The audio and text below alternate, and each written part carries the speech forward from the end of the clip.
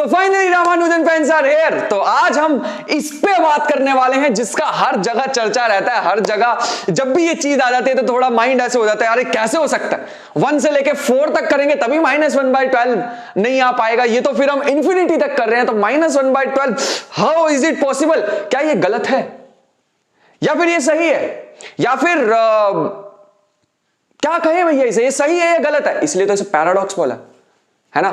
मैं इसे प्रूव करके दिखा सकता हूं, अभी करके ही भी दिखाऊंगा तुम्हें, लेकिन ये देखने में भी यार सही नहीं लग रहा। इन्हीं चीजों को तो क्या कहते हैं, पैराडॉक्स। और जहां पे पैराडॉक्स आ जाए तुम्हें पता, वहां पे हमारा इंटरेस्ट बहुत बढ़ जाता है। अब मैं रामानुजन, श्री रामानुजन के बारे में बहुत सारी बातें तुम्हें बता चुका हूं। मैं जब ग्रुप थ्योरी पढ़ाता हूं, आज की वीडियो में अज्यूम करूंगा कि तुम बिल्कुल बिगिनर हो और तुम्हें बिल्कुल मैथमेटिक्स के बस बेसिक आते हैं, गुना भाग प्लस माइनस ये सब आते हैं बस।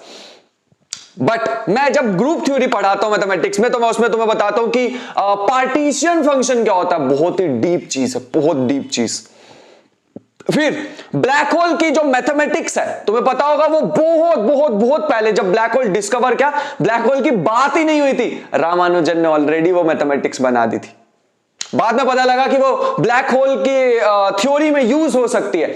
और रिसेंटली तुम्हें पता होगा कि सुपर स्ट्रिंग थ्योरी जो होती है उसमें मॉड्यूलर फंक्शन का यूज हुआ है, रामानुजन के द्वारा दिया गया एक और चीज।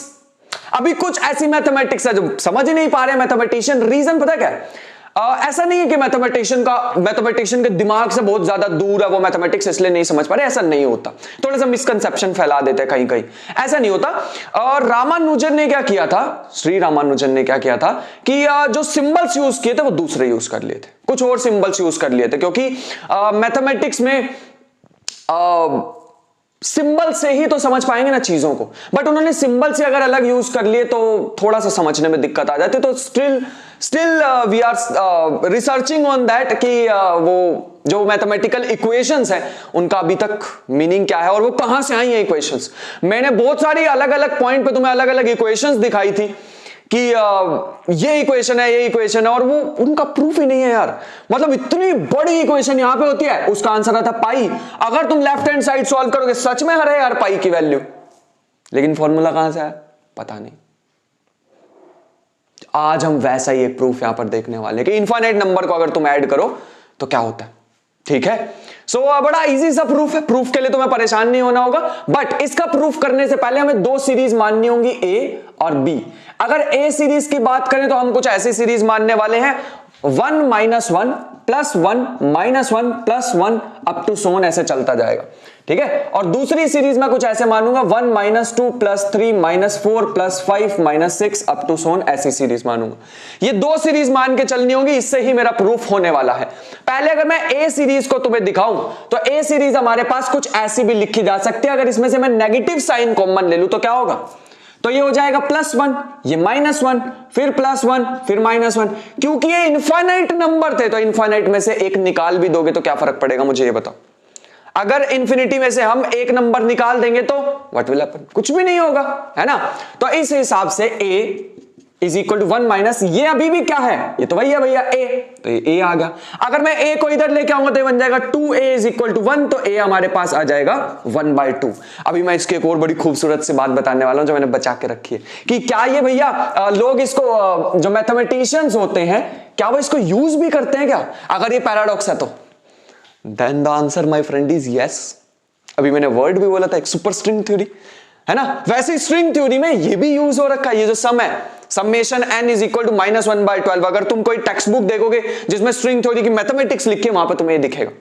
अभी बताते हैं, फिलहाल के लिए यहां तक पहुंच चुके हैं। उसके बाद अगर हम b पे आए तो ये b जो हमें दिखाई दे रहा है, ये अगर मैं a में से b को सब्ट्रैक्ट करूं तो लेट अस सी क्या होगा।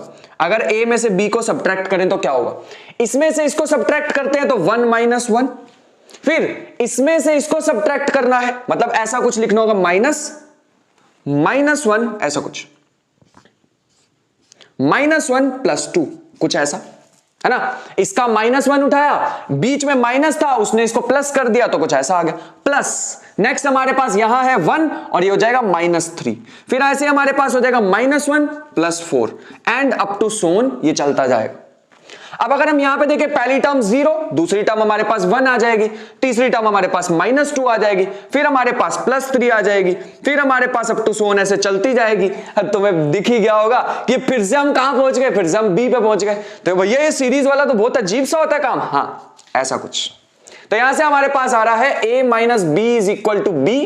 तो यहां से हम b की वैल्यू फाइंड आउट कर सकते हैं, या फिर ऐसे आ जाएगा 2b is equal to a और b is equal to a by 2। और अगर हम a की वैल्यू यहां से उठा के डालें तो हमारे पास कितना आ रहा है 1/4 एंड दैट इज इट।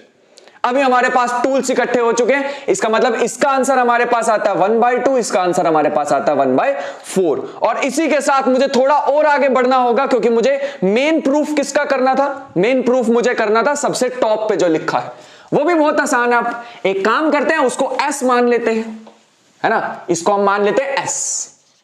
वैसे हमने सीक्वेंस सीरीज में और भी बहुत डिफरेंट सम्स देखे हैं, बड़े अजीब अजीब से, उसमें से एक ये भी है कि अब क्या करें नेक्स्ट। तो एक काम करते हैं, ये जो b था ना हमारे पास और ये जो s है, इनको भी सब्ट्रैक्ट करते हैं एंड लेट अस सी क्या होने वाला है हमारे पास। अगर मैं इसको b सब्ट्रैक्ट कर लूं, b माइनस s, तो हमारे पास क्या होगा, फिर से 1 माइनस 1, ध्यान से करना, प्लस -2 क्योंकि इसके साथ भी मुझे माइनस लगाना होगा, यहां से आया है, ठीक है।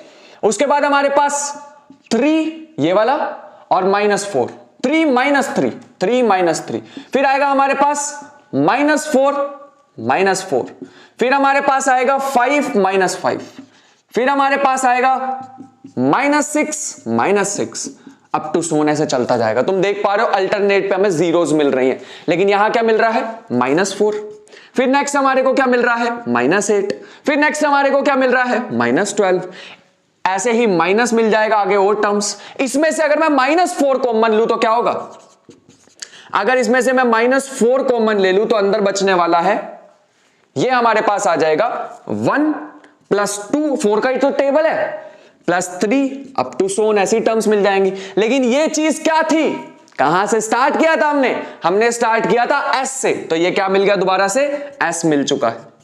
अगर मैं इसको थोड़ा सा सॉल्व करने की कोशिश करूं, इसको इधर भेज दूं तो हो जाएगा b is equal to -4s plus में s। और अगर मैं इसको और सॉल्व करना चाहूं तो -3s, मुझे निकालना था s, तो क्रॉस मल्टीप्लाई करेंगे b डिवाइड बाय -3, b की वैल्यू हम ऑलरेडी निकाल चुके हैं 1/4, तो आ जाएगा -1/12। तो s हमारे पास कितना आ रहा है -1/12। अब थोड़ा सा अजीब तुम्हें लग रहा होगा, but this is the answer. लेकिन यहां पे एक कैच, ये कैच क्या है कि इस सीरीज का सम क्या सिर्फ -1/12 आ सकता है क्या? अगर तुम नोटबुक पेन लो, ऐसे ही जैसे मैंने ये 2 सीरीज को लेके इसको प्रूव किया है, ऐसे अगर कोई और 2 सीरीज लो, क्या इसका सम कुछ और भी आ सकता है? लेट अस सी, ये तुम पे छोड़ते हैं आज के लिए। अभी तो फिलहाल मुझे थोड़ा सा ऐसे पैराडॉक्स को डिस्कस करना था कि इसका आंसर जब हमारे पास इंफिनिटी जैसा कुछ आता, मतलब बहुत बड़ा नंबर आना चाहिए था, तो -1/12 कैसे आ गया? लेकिन शायद ये किसी और डायमेंशन में वर्क करता हो सकता है, क्योंकि स्ट्रिंग थ्योरी में तो वर्क कर रहा है, और स्ट्रिंग थ्योरी के डायमेंशंस तुम्हें पता होंगे, 10 डायमेंशन की जरूरत पड़ती है। और अगर तुम बोसोनिक स्ट्रिंग थ्योरी की बात करो तो वहां पे 25-26 डायमेंशंस की जरूरत पड़ती है। शायद किसी और डायमेंशंस की चीज हो, हायर डायमेंशंस में वर्क करता हो, ऐसा हो सकता है। सो ये था हमारे पास प्रूफ ऑफ रामानुजन पैराडॉक्स, और मैंने तुम्हें काफी सारी चीजें बताई हैं, और जितना भी बताएंगे उतना कम है इनके बारे में। तो मेरे ख्याल से आई होप कि तुम्हें चीजें समझ आई हो। जो भी तुम्हारे मन में ख्याल आ रहा हो कमेंट बॉक्स में डाल देना। क्या इसका सम कुछ और भी आ सकता है, ये तुम्हारे लिए थोड़ा सा छोड़ देते हैं। मैं आने वाले दिनों में जरूर प्रूव करके दिखाऊंगा, कि इसका सम सिर्फ -1/12 ना आके और भी आ सकता है। Let us wait for that. मिलते हैं नेक्स्ट सेशन में, तब तक के लिए अपना ख्याल रखो, ऐसे ही क्यूरियस बने रहो। मिलते हैं नेक्स्ट सेशन में।